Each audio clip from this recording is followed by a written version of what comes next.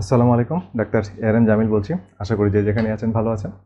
তো আমরা আজকে জিঙ্ক যে ট্রেস মিনারেল, এটার গুরুত্ব এবং এটার কিছু কার্যপরিধি, এর ঘাটতির কারণ বা ঘাটতি হলে কি কি লক্ষণ হয় এবং কোন ধরনের খাবার খেলে এই ঘাটতি পূর্ণ হবে সেই বিষয়ে আমরা কিছু আলোচনা করব। তো জিঙ্ক স্ট্যাটিস্টিক্যালি সারা পৃথিবীতে প্রায় 25% মানুষ অর্থাৎ 2 বিলিয়ন পিপল জিঙ্ক ঘাটতিতে ভুগছেন আর কি। এবং এটা ট্রেস মিনারেল এবং এটা আমাদের বডিতে স্টোর থাকে না, অর্থাৎ আমাদের ডেইলি জিঙ্ক কনজিউম করতে হয়। জিঙ্ক শরীরে জমা থাকে না, সো এটা আমাদের ডেইলি ফুডে বা খাবারের মাধ্যমে জিঙ্কটা আমাদেরকে গ্রহণ করতে হবে বা করা উচিত। আর জিঙ্ক আমাদের কেন প্রয়োজন? আমাদের জিঙ্ক প্রায় 300-র বেশি এনজাইম আমাদের শরীরে আছে, যাদেরকে জিঙ্ক অ্যাক্টিভেট করে।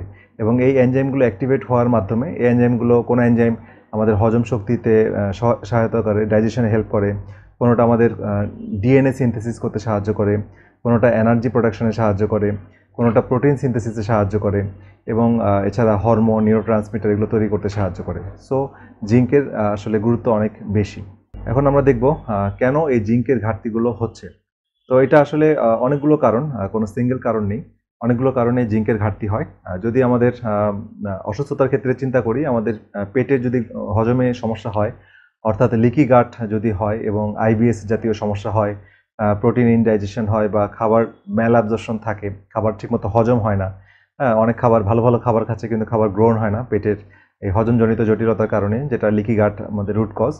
তো এই সমস্যা থাকলে বা লিভারের ঠিকমতো বাইল সল্ট রিলিজ হচ্ছে না, হ্যাঁ, তাহলে হজম শক্তি সমস্যা, বা স্টোমাকের অ্যাসিড কম থাকতেছে, সেক্ষেত্রে হজমের সমস্যা। এই ধরনের সমস্যা হলে জিঙ্ক শরীরে অ্যাবজর্ব হতে বাধাগ্রস্ত হয়। এছাড়া আমরা বিভিন্ন সময় বিভিন্ন ধরনের কেমিক্যাল ওষুধ খাই, যেমন ব্যথানাশক ওষুধ, যেমন এনএসআইডি। এটা যদি দীর্ঘদিন খাওয়া হয়, অথবা যদি অ্যাসিড কমানোর ওষুধ যদি দীর্ঘদিন খাওয়া হয়, প্রোটন পাম্প ইনহিবিটর বা অনেক অ্যান্টিবায়োটিকও এই জিঙ্ক অ্যাবজর্পশনে বাধা প্রদান করে। এছাড়া যাদের ডায়াবেটিস আছে বা রক্তে ব্লাডে গ্লুকোজ বেশি, অর্থাৎ কার্বোহাইড্রেট বেশি ইনটেক করছেন যারা, শরীরে কার্বোহাইড্রেট মানে প্রসেস কার্বোহাইড্রেট বেশি প্রকাশ পাচ্ছে, মানে গ্রহণ করছে, এবং ডায়াবেটিসে যারা আক্রান্ত তাদের জিঙ্ক ঘাটতি দেখা দেয়। এছাড়া যারা ক্রনিক স্ট্রেসে আক্রান্ত, বিভিন্ন স্ট্রেস অর্থাৎ শারীরিক এবং মানসিক স্ট্রেস, অ্যাংজাইটিতে যারা ভুগছেন, তাদেরও গবেষণা দেখা গেছে জিঙ্কের ঘাটতি থাকে। এবং আমাদের এনভায়রনমেন্টের বিভিন্ন টক্সিন, যেমন বাইফসফেট, এছাড়া অন্যান্য বিভিন্ন টক্সিক ম্যাটেরিয়ালগুলো, যেগুলো আমাদের এনভায়রনমেন্টে প্রতিনিয়ত আমাদের শরীরে এনভায়রনমেন্ট থেকে প্রবেশ করছে, তারাও আমাদের জিঙ্ক মানে শরীরে অ্যাবজর্ব করতে বাধা প্রদান করতেছে। তাহলে এই সমস্যাগুলো থেকে আমাদের আসলে জিঙ্কের ঘাটতিগুলো হয়ে যাচ্ছে। এছাড়া আমাদের যে মাটি, এনভায়রনমেন্টের ইফেক্ট কিন্তু আমাদের সয়েলে পড়তেছে। তো সয়েলে জিঙ্কের কিন্তু দিনকে দিন কমে আসতেছে, যে কারণে আমাদের এখান থেকে যে প্ল্যান্টগুলো হচ্ছে এবং ওই প্ল্যান্টগুলো যে অ্যানিম্যালগুলো কনজিউম করছে, তাদেরও কিন্তু আলটিমেটলি জিঙ্ক কমে যাচ্ছে। তো এটা একটা গ্লোবাল প্রবলেম। তো আসলে এটা একটা আসলেই খুব একটা সমস্যা। এটার জন্য সবার দৃষ্টিভঙ্গি চেঞ্জ করা উচিত এবং সংশ্লিষ্ট সবাইকেই এই বিষয়টা একটু টেক কেয়ার করতে হবে মানুষের বৃহত্তর স্বার্থে। তো যাই হোক, এখন আমরা দেখব জিঙ্কের ঘাটতি হলে কি কি লক্ষণ আমাদের শরীরে প্রকাশ পায়। আমরা জানি যে জিঙ্ক খুবই গুরুত্বপূর্ণ। তো জিঙ্কের ঘাটতি হলে প্রথম যে সমস্যাটা বলবো সেটা হচ্ছে আমাদের গ্রোথ এবং ডেভেলপমেন্ট ইম্পেয়ার্ড হয়, অর্থাৎ আমাদের শিশু থেকে শুরু করে শিশুদের শারীরিক এবং মানসিক বিকাশ, ইভেন বড়দেরও কোষের বৃদ্ধি, হ্যাঁ, এবং ডিএনএ ড্যামেজ প্রিভেন্ট করা, সেলুলার গ্রোথকে নিশ্চিত করা, এবং কোষের যে স্বাভাবিক মৃত্যু অ্যাপোপ্টোসিস সেটাকেও নিশ্চিত করা, এবং অযাচিত গ্রোথকেও প্রিভেন্ট করা, এবং কাঙ্ক্ষিত গ্রোথ বা ডেভেলপমেন্টকে এনশিওর করা, এটার জন্য জিঙ্ক অন্যতম গুরুত্বপূর্ণ ট্রেস মিনারেল। এছাড়া আমাদের ইমিউনিটি বাড়াতে সাহায্য করে, অর্থাৎ আমাদের রোগ প্রতিরোধ ক্ষমতা বৃদ্ধিতে জিঙ্ক খুবই গুরুত্বপূর্ণ। কারণ জিঙ্কের অভাব হলে আমাদের ঘন ঘন ইনফেকশন হয়। যেমন ধরি আমরা রিসেন্টলি আমাদের কয়েক বছর আগে করোনা ভাইরাস সারা বিশ্বব্যাপী হলো। তো করোনা ভাইরাসের সময় আমাদের সব চিকিৎসকরাই কম বেশি সবাই জিঙ্ক অ্যাডভাইস করেছিলেন। সারা ওয়ার্ল্ড ওয়াইড এটা রেকমেন্ডেশনও ছিল জিঙ্ক দিতে হবে। তো যে কোনো ইনফেকশনের প্রবণতা বেড়ে যায় জিঙ্কের ঘাটতি হলে। সো জিঙ্ক আমাদের শরীরে পর্যাপ্ত গ্রহণ করতে হবে, যেহেতু এটা শরীরে স্টোর থাকে না, সুতরাং এটা রেগুলার কনজিউম করতে হবে। আর আমাদের পরবর্তী যে জিঙ্কের ঘাটতির কারণে যে সমস্যা হয় সেটা হচ্ছে আমাদের বিভিন্ন ধরনের ক্যান্সার। রিসার্চে দেখা গেছে ব্রেস্ট ক্যান্সার, প্রোস্টেট ক্যান্সার যারা আক্রান্ত তাদের শরীরে জিঙ্কের অনেক ঘাটতি দেখা যায়, এবং এই জন্য এই ধরনের রোগীদেরও জিঙ্ক সাপ্লিমেন্ট অথবা জিঙ্ক যে খাবার, হ্যাঁ, এগুলো এনকারেজ করতে হয়, জিঙ্ক যেন পর্যাপ্ত শরীরে তাদের থাকে। এছাড়া পোর মেমোরি, যাদের স্মরণশক্তি কম, মেমোরি ইম্পেয়ার্ড, হ্যাঁ, বা অ্যালজেইমার্স জাতীয় ডিজিজ, হ্যাঁ, তো মাল্টিপল স্ক্লেরোসিস এই ধরনের প্রবলেমেও জিঙ্কের ঘাটতি দেখা যায়, বা স্মরণশক্তি কমে যাওয়া বা কিছু মনে রাখতে না পারা এটা। এছাড়া ইনফার্টিলিটি অর্থাৎ বন্ধ্যাত্বতা, অর্থাৎ পুরুষ এবং মহিলা দুজনের ক্ষেত্রেই, স্পেশালি পুরুষের ক্ষেত্রে এটা বেশি কার্যকর হয়, যে স্পার্ম মোটিলিটি কমে যায়। তো জিঙ্কের এই জন্য জিঙ্ক খুব দরকার। জিঙ্ক টেস্টোস্টেরন হরমোন তৈরি করতেও সাহায্য করে। তো এই জন্যে যাদের সেক্সুয়াল আকাঙ্ক্ষা বা ড্রাইভ কমে যায় তাদের জিঙ্ক প্রয়োজন, এবং জিঙ্কের ঘাটতির কারণে এই সমস্যাটা বেশি দেখা যায়, যে সেক্সুয়াল ড্রাইভ বা লস অফ লিবিডো হয়।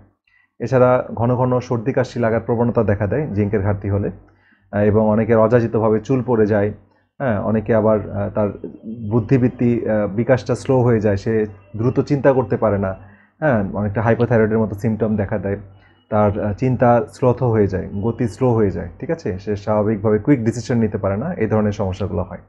এছাড়া আমাদের হাতের নখে হোয়াইট স্পট দেখা যায়, হাতের নখে সাদা সাদা হোয়াইট স্পট দেখা যায়, এটা জিঙ্ক ডেফিসিয়েন্সিতে হয়, এবং ইনসুলিন রেজিস্ট্যান্স থাকলেও এটা দেখা যায়।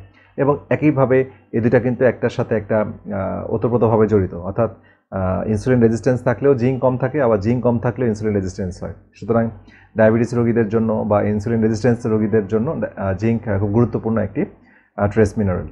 এছাড়া আমাদের জিহ্বায় স্বাদ কমে যায়, খাবারের স্বাদ আমরা পাই না জিঙ্কের ঘাটতি হলে, এটা একটি ইম্পর্টেন্ট সিমটম। এছাড়া আমাদের সাইনোসাইটিসের যাতে অনেক প্রবলেম হয়, বা অ্যালার্জি জাতীয় সমস্যা, হ্যাঁ, বা সাইনোসাইটিস হচ্ছে বিভিন্ন যে সাইনাস আছে মুখের মধ্যে, ম্যাক্সিলারি সাইনাস, ইথময়েডাল সাইনাস, হ্যাঁ, যে প্যারানেজাল সাইনাসগুলো, সেগুলোতেও ইনফেকশনের ঝুঁকি বাড়ে। এছাড়া অ্যালার্জির প্রবণতা, সারা শরীরে অ্যালার্জি প্রবণতাগুলো দেখা যায়, ঠিক আছে, বিভিন্ন সময় চুলকানি বা এই সমস্যা। এছাড়া যারা অটোইমিউন ডিজিজ যেমন সোরিয়াসিস, এক্সিমা জাতীয় অটোইমিউন ডিজিজে আক্রান্ত, তাদেরও মানে জিঙ্কের ঘাটতি হলে এই সিমটমগুলো আরও বেশি প্রকট হয়ে যায়। আর খাবার রুচি কমে যায়, অর্থাৎ ক্ষুধামন্দা দেখা দেয়, ঘুম নষ্ট হয়ে যায়, অর্থাৎ প্রপার ঘুম হয় না, ইনসোমনিয়া হয়, অনিদ্রা সমস্যায় দেখা দেয়, এবং দিন শেষে এনার্জি বা কাজকর্ম করার আগ্রহ কমে যায়, ডিপ্রেশন আসে, খুবই ঝিমুনি লাগে, টায়ার্ড লাগে, উইকনেস লাগে। তো এই সমস্যাগুলো জিঙ্কের ঘাটতিতে দেখা দেয়। এখন আমরা দেখব আমরা কি ধরনের খাবার খেলে আমরা জিঙ্ক দৈনন্দিন যে প্রয়োজন সেটা মেটাতে পারবো। সবচেয়ে বেশি জিঙ্ক আমরা পাই ওস্টার্স, অর্থাৎ শামুকে, শামুক ঝিনুকে, কিন্তু আনফর্চুনেটলি আমরা বাঙালিরা এটাতে বা বাংলাদেশিরা খুব বেশি অভ্যস্ত না, তো বাইরে এটা প্রচুর খাওয়া হয়। তো এটা হচ্ছে নাম্বার ওয়ান সোর্স বলা যায়, যে অনেক বেশি পরিমাণে জিঙ্ক আছে। এছাড়া গ্রাস ফিড চিকেন, তারপর গ্রাস ফিড মিট, সেটা গরু ছাগল যেটি হোক, সেখানে আপনার পর্যাপ্ত জিঙ্ক আছে। কাশু নাট, হ্যাঁ, কাশু নাট যে বাদাম, সেখানে জিঙ্ক আছে। এছাড়া চিজ বা গ্রাস ফিড গরুর দুধ থেকে তৈরি করা চিজে বা পনিরে, সেখানে জিঙ্ক পাওয়া যায়।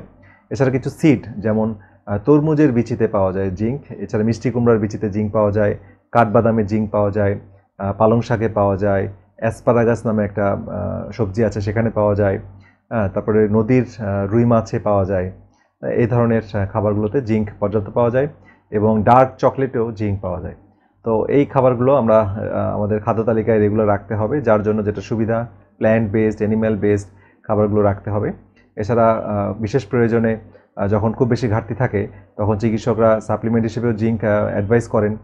যখন অ্যাকুইট ইনফেকশন বা খুব বেশি ঘাটতি থাকে শরীরে, তখন দ্রুত এটা মিট আপ করার জন্য সাপ্লিমেন্ট দেওয়া হয়। তবে সাপ্লিমেন্টগুলো অবশ্যই এটা অর্গানিক সোর্স, নন জিএমও সোর্স, এই ধরনের সোর্স থেকে নিতে হবে, তাহলে এটা কার্যকারিতা এবং এফিকেসিটা ভালো পাওয়া যায়।